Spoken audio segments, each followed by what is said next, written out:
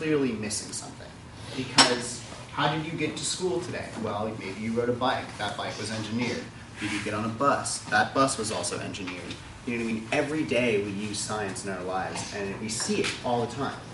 So for us to ignore that same science that has to do with what's internally processing in our bodies, the actual physical processes that are happening in our brain, is something that we need. So, with that. The biochemical tree of life. And also, I'm really quiet, so I would like just guys remind me if I can't hear me, let me know, and I'll talk about it. So yeah.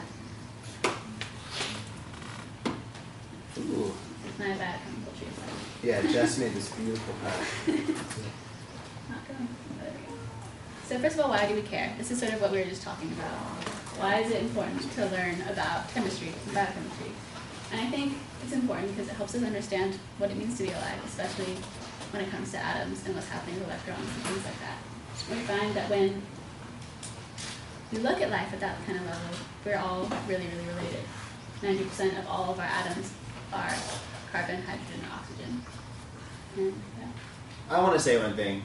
The thing I want to say is that when you're a biology major on this campus, you're required to take a year of general chemistry. You're then required to take a year of organic chemistry. You're then required to take only 1/4 of biochemistry.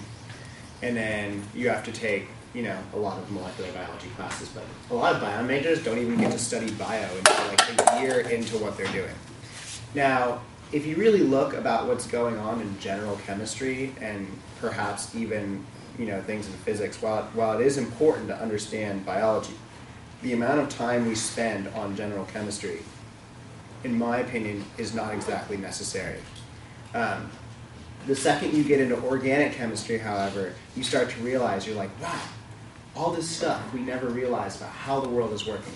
And so I think that we can, while we can't condense a year's worth of information into the next 40 minutes for you guys, I think we can kind of like pick out the important parts. Because the fact is, when you're reading a biochemistry textbook or something like that, it's dry at times. But then every now and then in the book, you'll kind of read something that's really profound. And it's kind of like scattered throughout the book.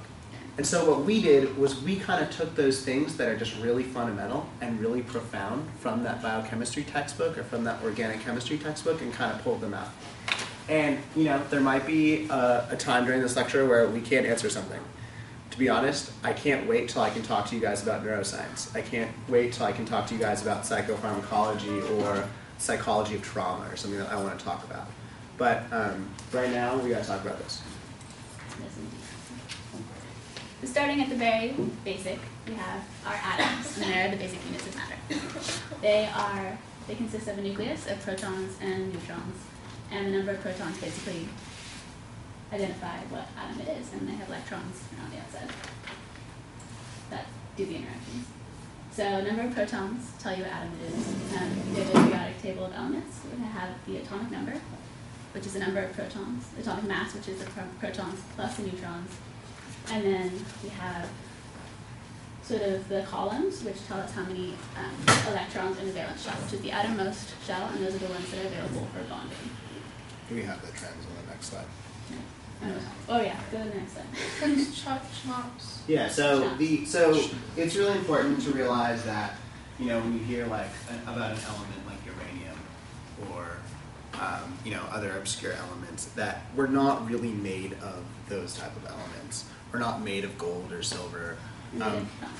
We're made of chumps.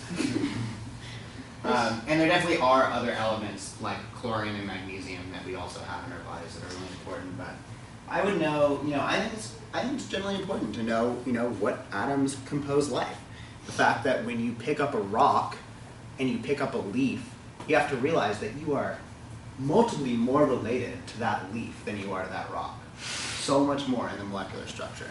So I would know that, we're made of carbon, hydrogen, nitrogen, oxygen, phosphorus, and sulfur. And, as we're going to learn, much of life consists of, as Jess was telling me, the mere transfer of phosphate groups in our body. So we'll go the same ones, too. Okay. So, trends The periodic table is a really useful tool to tell us about elements and how they're going to interact. So we have size that goes this way, so that's radius. So we have the smallest ones on the top that goes down, and then also from right to left. And then we have the ones that attract electrons the most, up that way. So from left to right and up, periodic table. So these guys over here really like electrons and will steal them if they're in a reaction. And these guys want to give them up. You know, I think we're gonna, what she just said will make a little bit more sense in the next few slides, if you didn't get that. But this is one of the most, you know, this is, if you actually have studied science, who's taken like general chemistry here? Nice. Who's taken Bio 28? Okay, thanks. So you start to realize, after you realize how useful the periodic table is and the way it's organized, you're like, wow, this is actually a very, very beautiful structure in the way that they composed this and the way that they were able to fit all these elements together. And as we'll point out, it'll be really useful. Yeah, and we'll keep going back to it and talking about how it relates. So electrons. So the way electrons are arranged around atoms tell you a lot about how they're going to interact. Inside the slide is not very visible. But basically they're organized into different shells, and in the shells they're in various orbitals, which kind of David touched on during his physics talk about. They're basically like fields of probability of where the atom, or the electron, is going to be. And so in each element, the first two electrons are in an s orbital, which is the first shell, and then they have outer shells, which consist of different s orbitals, p orbitals, and they're just different types of orbitals that the electrons can be in. I honestly don't know much stuff about this. I took organic chemistry. I got an A. I mean, I don't really know. You know, like I mean, I might as well have gotten an F because I don't really understand organic chemistry.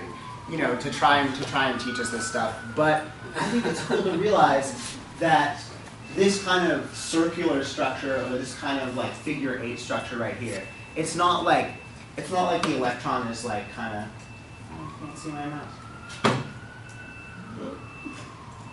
It's not like the electron is just kind of going around in this figure 8.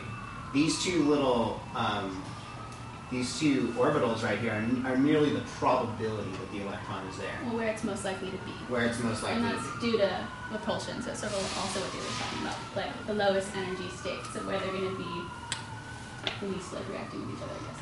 Yeah, and you know, we don't even know if electrons exist, but if they, you know, if they do, we've never seen an electron. But it's just such a good explanation for how elements are bonding together and how things are working. And what I want you guys to take from this slide is I just want you to say, look, there's these things called p orbitals. They're involved with the bonding of carbon. When the p orbitals come together. Oh, you can't see that. No, go to the next slide. Okay. So essentially the p orbitals come together and they form the p and s orbitals come together and they form this thing called hybridization. We took this straight from our organic chemistry textbook.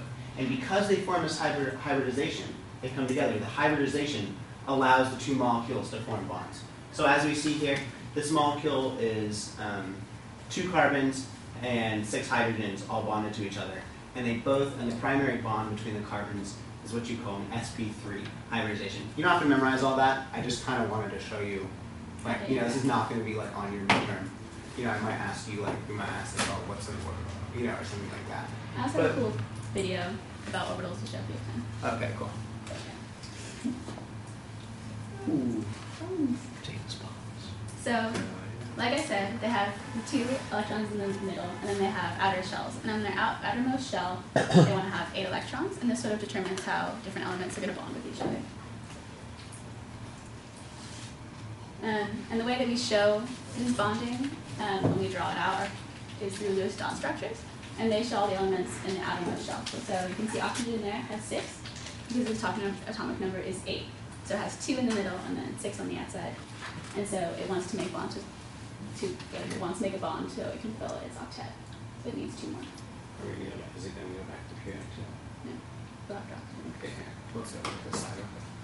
So, you know, this is what we can see from the periodic table. It's really interesting. Based off how many electrons are going around a certain element, that's how many friends, essentially, that element is going to want to have.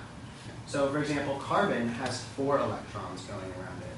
So it has the capacity to make 4 friends.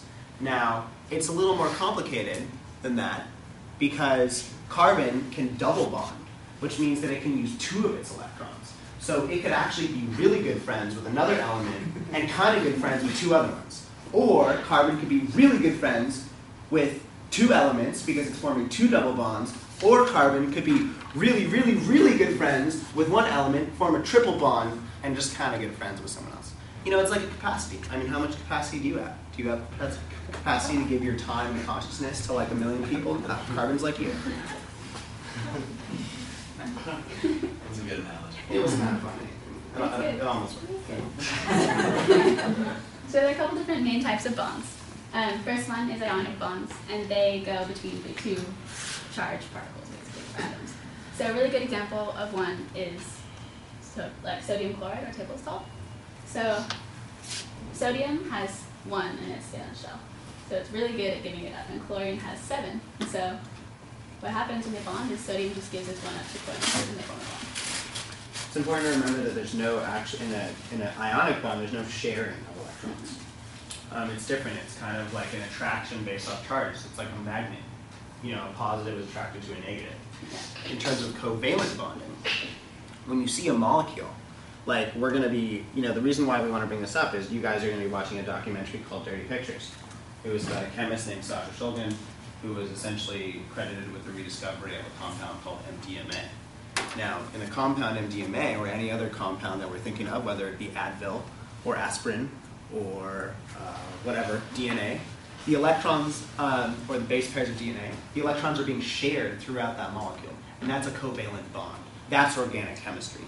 NaCl, that's an ionic bond. The electrons are not being shared. Yeah. Ionic bonds, basically, like, you got what I need. We're going to work it out. Valence bonds, basically, you do share them. So you can see the bonds there, it just shows them sharing them. So carbon, which needs 4, feels like it has 4. And oxygen, which needs 2, feels like it has 2. Each one feels like it has 2. Occasionally, in a covalent bond, they don't share them equally. So oxygen is a super electronegative atom, which means that it really likes electrons. And so when it's bonded to hydrogen, it hogs all the charge. So it has a slight negative charge, and the hydrogen has a slight positive charge.